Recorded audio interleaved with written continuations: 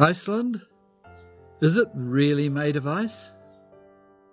Well, no, it's really made by fire.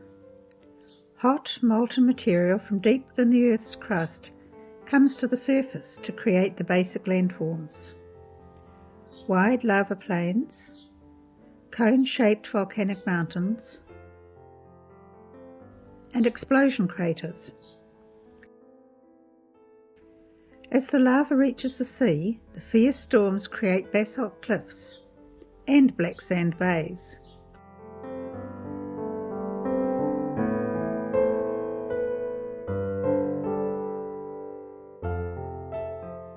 Today, the land is shaped by the weather, ice, rain and wind.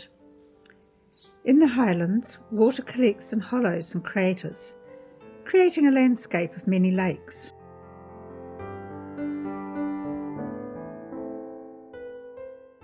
Water from melting summer snow and frequent Atlantic storms escapes into the many rivers.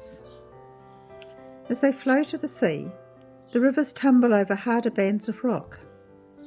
Their powerful erosive force gradually moves the waterfalls upstream, creating an ever-changing landscape.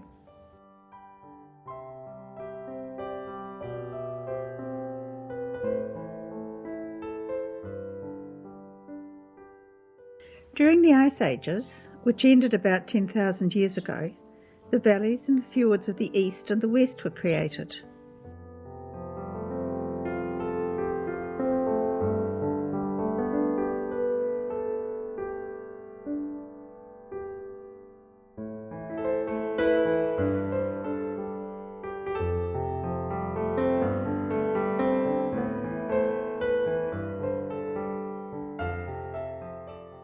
Iceland sits astride the mid-Atlantic ridge, where the Eurasian and the American tectonic plates are pulling apart at an average rate of about 2 centimetres a year.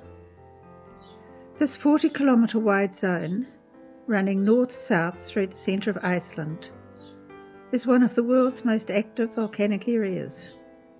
Here, new material is being added to the Earth's crust.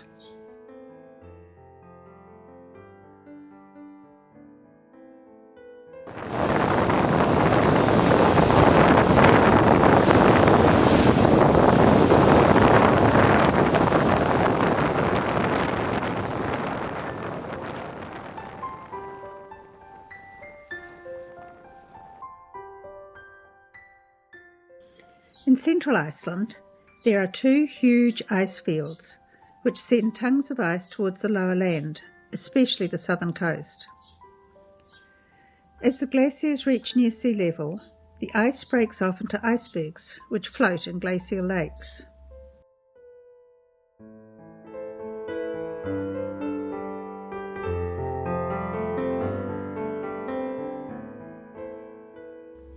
At Jökulsárlón, an interesting phenomenon occurs.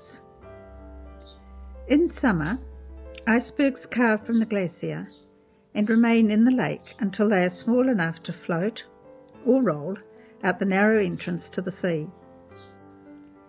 Depending on the wind and tides, they are washed up on the black volcanic beach to be pounded by the waves until they are no more.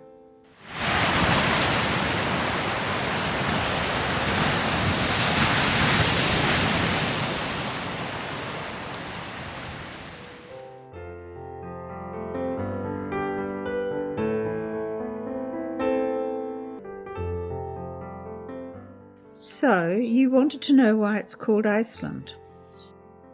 More than 1,000 years ago, a Norwegian explorer tried to settle in the western fjords. The winter was so harsh, with low mists, snow and ice, that he called this inhospitable land Iceland.